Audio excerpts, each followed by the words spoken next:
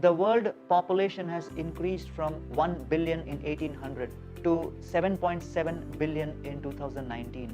It took nearly 7 centuries for the population to double from 0.25 billion in 800 AD to 0.5 billion in 1550 AD.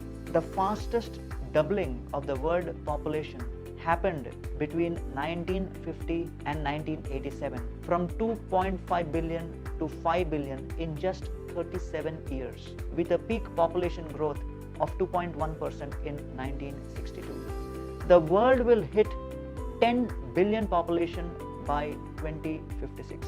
Since its inception in 2015, the 2030 Agenda for Sustainable Development Goals adopted by the United Nations has provided a blueprint for shared prosperity in a sustainable world, a world where all people can live productive, vibrant, and peaceful lives on a healthy planet.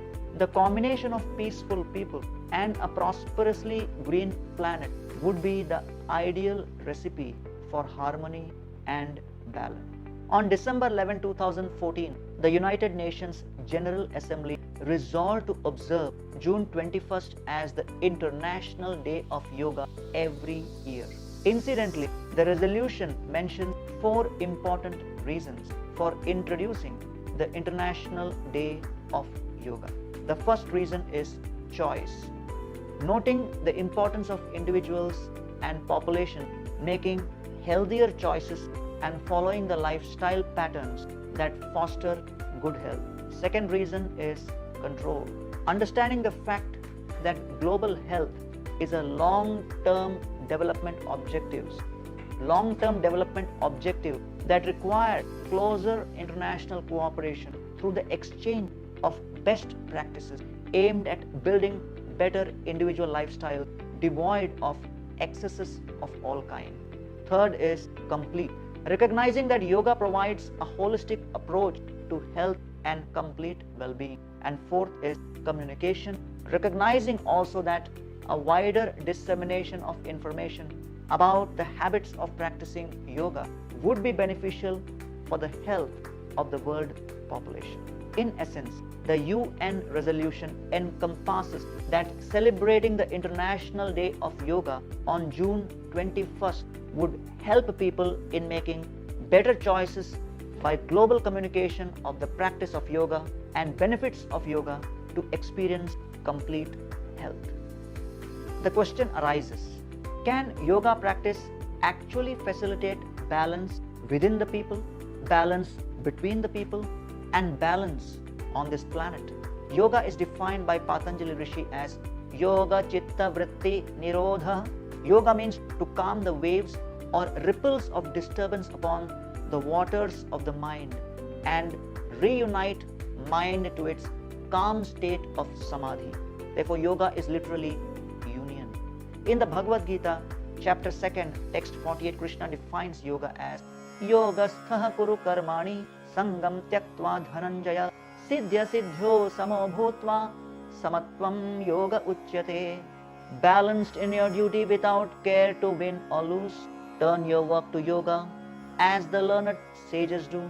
Krishna also says famously in the next verse, Karmanyevadhikaraste ma phaleshu kadachana ma karma phala heturbhu ma te sangotsva akarmani. Krishna says, always do your work, Arjuna, but do not claim its yield, neither think yourself in charge, nor flee from the battlefield. Yoga emphasizes on increasing one's awareness. We are living in a world where we are constantly bombarded by weapons of mass distraction. Smartphones, electronic recorders and notebooks, headphones, GPS devices, electronic billboards, wall-to-wall televisions, crowds, etc. To the human brain, any distraction means novelty, and everything new is associated with an increase in dopamine levels, the neurochemical associated with pleasure and reward. A recent study conducted by Microsoft in 2017 found that the average human attention span reduced to 8 seconds from 12 seconds in 2012. The human attention span is now less than that of a goldfish, which is 9 seconds. The number of internet users globally increased from 413 million in 2000 to 4.62 billion in 2020 with a global penetration of 58.7%. 65% of internet users in India use the internet daily. Although only 39% of the world population has internet access, the internet addiction rate is 6%, which is around 420 million people across the world are addicted to the internet. 12% of the websites on the internet have pornographic content, which translates to around 2.3 billion pornographic pages in 2018. The percentage of pornographic consumers below the age of 24 is 48% in India, while it is 31% worldwide. Globally, every single second, around 30,000 users are watching pornographic content on the net and spending $3,000 every second on pornography. Every single day, 2.5 billion emails containing porn are sent or received. Around 68 million search queries related to pornography are released on the net. The internet porn industry is worth $13 billion worldwide. The average internet user spends 5 years and 4 months of his lifetime on the social network, ranging from 2.5 hours a day for adults in the ages of 25 to 34 to 9 hours per day for teens aged 8 to 18. Distraction causes American businesses an average of $650 billion loss per year and 64% of all car accidents. The lack of self-control is not only evident in the internet usage, but also in the consumption of addicting substances like alcohol and tobacco. 42% of adults in the world consumed alcohol in 2010, while the share in India was 15.1%. Countries like France have almost 95% adult alcohol consumers. Alcohol is responsible for 2.8 million premature deaths globally and 5.8 lakh deaths per annum in India. Smoking killed an estimated 100 million people in the 1900 to 2000 period and is estimated to kill 1 billion people in the 2000 to 2100 period. Globally, smoking causes 6 million deaths every year, which translates to 1 death every second. The impact of a global population with a lack of self-restraint and self-control is not limited to damage to human society alone. The impact on the environment due to such a reckless approach toward sense enjoyment is humongous. About 33% of all the food produced for human consumption is wasted, which is around 2.3 billion tons of food waste. Globally, 2 billion metric tons of municipal solid waste is produced annually, which will increase to 3.4 billion metric tons by 2050, out of which only 13.5% of the waste is recycled and only 5.5% is composted. 76 million people in India are without access to safe drinking water, and 21% of India's diseases are water related. By 2030, 700 million people worldwide could be displaced due to an intense water scarcity. If we consider the globally allocated land of 21 million square kilometers for agriculture, 77% of this land is used for livestock feed for meat and dairy, and only 23% of this land is allocated for growing crops for human consumption. A meat-based food choice is a major culprit damaging the environment. In 2014, 36 billion tons of carbon dioxide emissions were made by the entire world, with 80% of the total energy use contributed by fossil fuels. Lack of self-control, lack of self-discipline, especially over food, is also a major cause of around 18 million deaths in 2017 due to cardiovascular diseases, 10 million deaths due to cancer, and 5 million premature deaths due to obesity. These detailed statistics indicate two clear trends. People across the world have lost their ability for sense control, self-control, and are imbalanced physically, emotionally, and socially. People's individual imbalance is taking a toll on the planet big time in accelerating climate change. The solution is self-evident. People need help in improving their self-discipline and self-control, and yoga, by its very definition, is a process which helps one improve control over one's thoughts, over one's speech, behavior, and life choices. The practice of yoga needs commitment. If we do not commit to anything, we will be distracted by everything. One must not give up a practice because of the time needed to accomplish it. A habit is a lifestyle to be lived, not a finish line to be crossed. One's commitment to the process will determine one's progress. Disciplined people are better at structuring their lives, which does not require heroic self-control and willpower. Environment is the invisible hand that shapes human behavior. Happiness comes not by maximizing our possessions, but by minimizing our attachments. The value of what we drive doesn't matter as much as the values that drive us. Spirituality and yoga empowers us to reclaim our destiny, to do our best, to bring out our best, and to attain the best. Speak to give people peace of mind, not a piece of your mind. We have to be honest, sincere, and authentic in our efforts. Any kind of cheating propensity has to be abandoned.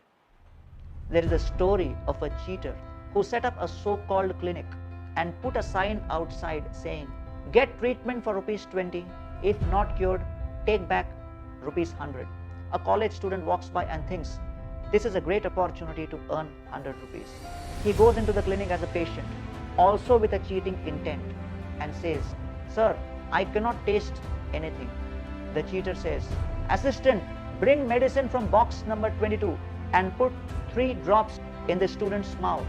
The assistant brings the bottle, puts the 3 drops. The student shouts, this is not medicine, this is kerosene." The cheater smiles. "Congrats, your sense of taste is restored. Please give me ₹20. The angry student goes away, but returns after a few days and says to the cheater, "Sir, I have lost my memory. I cannot remember anything." The cheater again shouts, "Assistant, bring medicine from box number 22 and put 3 drops in his mouth." The student is furious and he says, "Sir, box number 22 is kerosene. You gave me the same thing last time to restore my taste." The cheater says, "Congrats, you got your memory back. Give me my ₹20. The student pays, but is extremely angry, and he goes away and comes back determined after a week to get his ₹100. This time he tells the cheater, "Sir, I have a severe problem with my eyesight. I cannot see at all." The cheater says, "Well, I'm sorry, I don't have any medicine for this, so you take this ₹100. The student stares at the note and screams out, "This is not ₹100, this is a ₹20 note." The cheater says, "Congrats, your eyesight is restored. Give me my ₹20. Srila Bhakti Siddhanta Saraswati Thakur calls this phenomena as the Vanchita Vanchaka Sangha, the association of the cheater and the cheated. One must therefore approach the practice of yoga with the sincerity and the intensity of an honest practitioner. The serious practice of yoga transforms the selfish heart into a selfless one. Just because a thought is persistent doesn't make it pertinent. One must learn to peruse our thoughts. Worry is the interest we pay on loans we haven't taken. Just reading more books on weight loss won't help us lose weight. Getting opportunities is providence. Grabbing them is diligence. Once, a monk was out in the street light searching for something. A neighbor passed by and asked, "What happened?" The monk said, I lost my key. The neighbor also started to look for the key, and soon, seeing them, 3 other neighbors joined to help in the search. At last, one of the neighbors asked, My dear monk, where did you exactly drop the key? The monk said, Actually, I didn't lose the key here. I lost it inside my hut. Everyone was bewildered. They said, If you lost the key inside the hut, why are you searching it here under the light? The monk said, That is because my hut is dimly lit and it is so much brighter under the street light. The neighbors laughed. The monk replied, When you lose money, when you lose a job, when you break a relationship, you lose it outside in the world. Then why do you lose your peace of mind within and feel sad? And if you lose your peace of mind within, then why do you not try to research the lost joy and peace within the mind and rather keep searching for it elsewhere, outside? You avoid looking inside yourself because the light is dimmer and it is more inconvenient.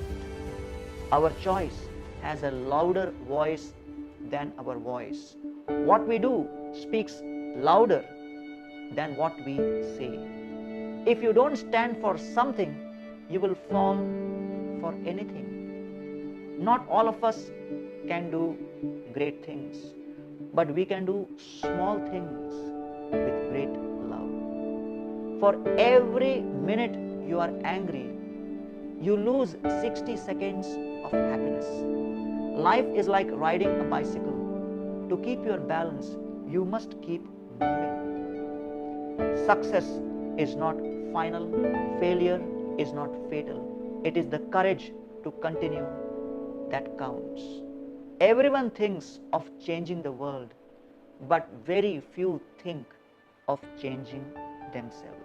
It is what you read when you don't have to that determines what you will be when you can't help it. The French newspapers reported the death of a man in Cannes in France in 1888. One newspaper reported with the headline, The Merchant of Death is dead. Actually, Ludwig Nobel had died, but the newspapers, by mistake, mentioned the name of his brother, Alfred Nobel, the inventor of dynamite, as dead. When Alfred Nobel read these headlines, he asked himself, Is this how I wish to be remembered? And it is speculated that this incident inspired him to set aside a major part of his wealth for the famous Nobel Prize, to avoid this kind of a posthumous reputation. Wealth is the power to choose. Financial wealth is the power to choose how to spend money. Social wealth is the power to choose whom to spend time with. Time wealth is the power to choose how to spend your next moment. Mental wealth is the power to choose how to spend your attention. We must develop the art of getting things done and also the art of leaving things undone. The wisdom of life consists in eliminating the non-essentials. The place to improve the world is first in one's heart, head and hands, and then work onward from there. New goals don't deliver new results. New lifestyles do. And a lifestyle is not an outcome. A lifestyle is a process. All of your energy should go into building better habits, not chasing better results. The cost of your good habits are in the present. The cost of your bad habits are in the future. There are 3 things you cannot buy. Fitness. You have to keep fit whether you are rich or not. Second is diet. You cannot pay someone to be on a diet for you. And third is a spiritual discipline. No one can look after your soul but yourself. Discipline is the fusion of intention with action. Just as our foods add to our physical weight, our thoughts add to our mental weight. So choose both very carefully. Krishna reveals in chapter 6 Bhagavad Gita on how the process of yoga helps one to accomplish mastery over one's mind and senses. Yada viniyatam chittam atman evavatishthate nisprah sarva kamebhyo yukta ityuchyate tada. Mind in perfect discipline and fixed in pure transcendence, able yogis trade their lust for inner independence. In the 19th verse of the 6th chapter, Krishna says, Yatha dipo nivastastho nengate sopama smrta yogino yata chittasya yunjato yogamatmanaha. Yogis contemplate the soul with mind always the same, just as lamps in windless places burn with steady flame. In the 20th to 23rd verse, Krishna says in the same 6th chapter, Yatro paramate chittam niruddham yoga sevaya yatra chaivatmanatmanam pashyan atmani tushyati sukham atyantikam yattad buddhi grahyam atendriyam vete yatra na chaivayam sthitas chalati tatvatah yam labdhva chaparam labham manyate nadhikam tata yasmin sthito na dukkhena gurunapi vichalyate tam vidyat dukkha samyoga viyogam yoga sangitam. Mundane mental actions thus entirely restrained, perfect yogis enter trance, as I shall now explain. Purified they see the soul and boundless joy commences, recognized and relished through their transcendental senses, fixed in bliss and resolute through any trial or pain. Such enlightened yogis know there is no greater gain. Then Krishna explains in the 6th chapter, verse 24 and 25. Sanishchayena yoktavyo yogo nirvinna chetasa sankalpa prabhavan kaman tyaktva sarvan asheshata manasaivendriya gramam viniyamya samantata shanair shanair uparamet buddhya dhriti grihitaya atma samstham manah kritva na kinchit api chintayet. Deeply fixed in yoga with complete determination, use the mind to curb desire and all speculation.